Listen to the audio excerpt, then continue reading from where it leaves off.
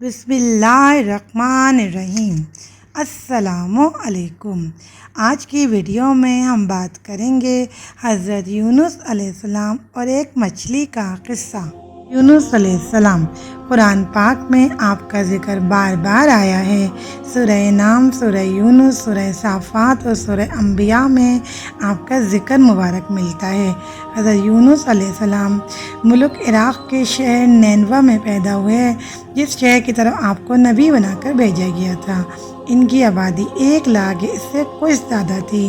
آپ بھی لوگوں کو بت پرستی سے منع فرماتے تھے اور ایک اللہ کی عبادت کی تعلیم دیتے رہے، برائیوں سے منع کرتے اور اچھائیوں کی ہدایت کرتے۔ اس بات سے آپ کی قوم آپ کی دشمن ہو گئی۔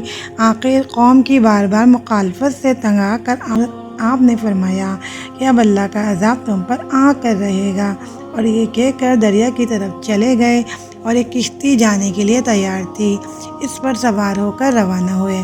جب کشتی بیچ دریا میں پہنچی تو رک گئی۔ ملاح نے کہا کہ اس کشتی میں کوئی غلام ہے جو اپنے مالک سے بھاگ کر آیا ہے، جب تک وہ نہیں اترے گا کشتی نہیں چلے گی۔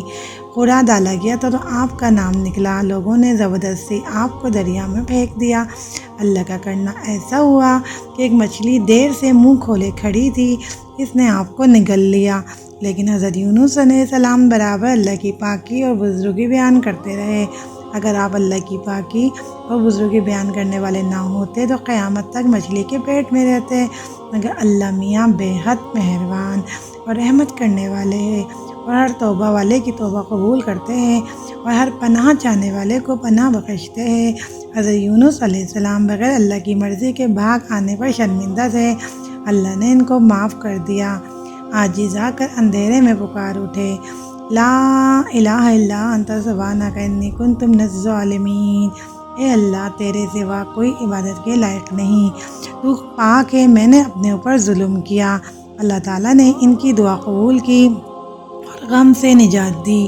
مچھلی کے پیٹ سے نکال کر میدان میں ڈال دیا اور اس پر ایک بیلدار درخت اگا دیا۔